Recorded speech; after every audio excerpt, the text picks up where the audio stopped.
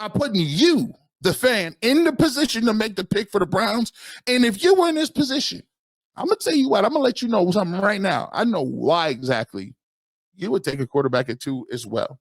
We talked about it before, hot seat. Andrew Berry and Kevin Stefanski are in the hot seat. I think that plays a big role in where you go with that. And the quarterback is the most impactful position that can change your forecast overnight. You still need other people, but it changes what you're looking at, and it does it in a way where you can win football games tomorrow. And then the second part is this. A young quarterback gives you hope with the base. Hope is a funny thing. Hope has been sold in this world forever.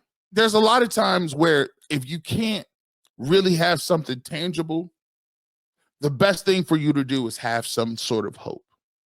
And right now, the Cleveland Browns have no hope.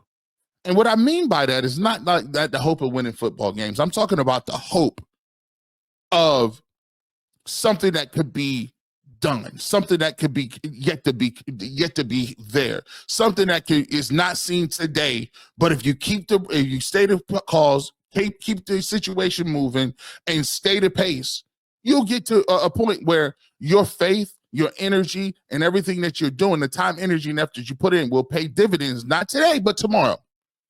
And so I asked myself, why was the situation with Baker Mayfield a little bit more different than when we had quarterbacks now? Well, the difference is the Baker Mayfield era was filled with a lots of ups and downs. When you take a look at what Baker was able to do, everybody was on board with Baker to start with. The way he came in, the way he played against that Jets game, we hadn't won one game in almost 3 years. He comes in, leads us from behind. He's playing against Sam Darnold in that game, who was also a very high pick, and they get it done. They were able to get it done. They won that football game. And Baker, the season as a rookie, breaks the rookie season record for touchdown passes. Everybody was in on Baker, and everybody was excited. It was exciting because you drafted a guy. He was homegrown. You took him with the number one overall pick. You saw him matriculate. You saw him work. You saw him get better. You saw it pay off. He gets the rookie record. Then he wins the playoff games against the Steelers. And when you do that as a homegrown talent, as somebody that you invested in, you have an emotional attachment to him. And it makes the journey that more, it just makes it more meaningful because you were there for the ups and downs. You were there when you were losing. And now we're here because now you're winning. And the guy that you picked is really doing what you thought he would do. You're seeing the progress. The unfortunate part about that is we never really saw it through. We saw what Baker was. They decided he was not good enough for what he wanted to do, and they moved on to something else. You bring in other guys from retreads. You bring in a guy like Deshaun Watson. And one of the things that I started to immediately see was the journey and the process is not the same when you don't draft a guy and he's homegrown. Because to a certain extent, you're seen as a mercenary. To a certain extent, you're seen as a person who is not here. You're a hired sword, and you don't get the grace or the leeway. So you're going to have to play well today and immediately. We don't got time for interceptions. We don't got time for off the field stuff. We gave up a bag of silver and gold to get you, and you need to pay dividends tomorrow. And so when you have those two dichotomies, and when you have those two opposite thought processes, what happens is you start to realize that when you don't have a quarterback and you don't draft one, and you don't invest in one, the people will not invest in them emotionally because they feel like they're Johnny-come-latelys. They hear him a second, gone in another. There is no hope involved with that. And when you're watching the Cleveland Browns and they got Jacoby Brissett, or Case Keenum, or DTR, or PJ Walker, or even Deshaun Watson, or either some of these other guys, there's no hope because you can't. They're basically finished products. They are what they are. There is no upside to them. You can't imagine that they're going to, progress and be great. You can't imagine what they're going to be with training and progression and getting comfortable in the system. And maybe one day they could be the best quarterback in the AFC because you got an imagination and you're seeing those guys on the field. No. You don't have any of that.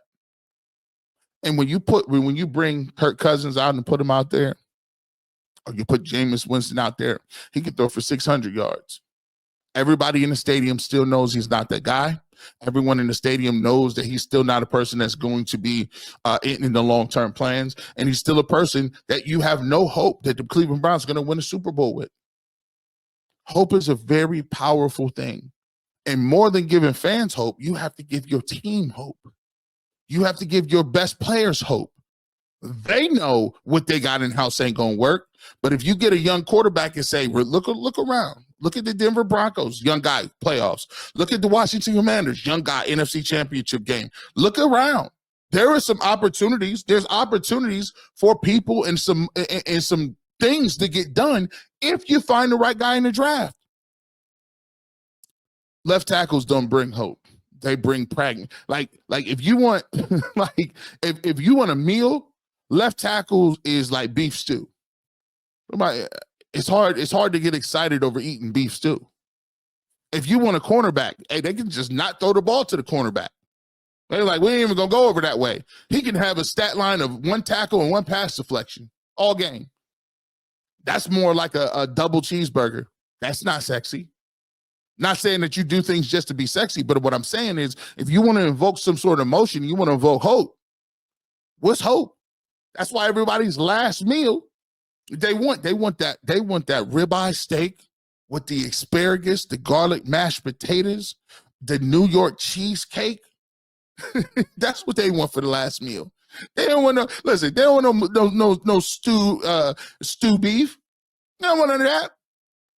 And so if you're in that position and you're trying to ingratiate yourself and get the biggest bang for your buck, and if you were the general manager, I could sell a quarterback. And guess what? Even if I only get 6 wins and the quarterback is decent, he played well and he show some sparks, we're going to keep you around. You know why? You don't want to break the regime up that got the quarterback right. Now Kevin Stefanski is saying, well, listen, look what I did with the young guy. He was one of the best rookie quarterbacks, one of the greatest, one of the nicest quarterbacks that came out of this draft. We took a shot on him. Look what he did. You can tout all of his great things that he did for you. And that can buy you another year on his face, just on his own. You go into that second year and you start saying, well, listen, we got the quarterback right. Let's throw some weapons around him. Spend a little money in free agency. Next year, we got that Deshaun Watson money coming off the books. We're looking all right? You see, you could talk folks into that, but you can't talk nobody into bringing you back and you only won 5 games. You got a left tackle and a D tackle. Sorry. When we get back, we will get to it. I'm going to tell you why it's not a slam dunk that you're going to have a high pick if you're a bad team. And that also tells you what you should probably do if you do get the pick. You might not want to think long. You think long, you think wrong.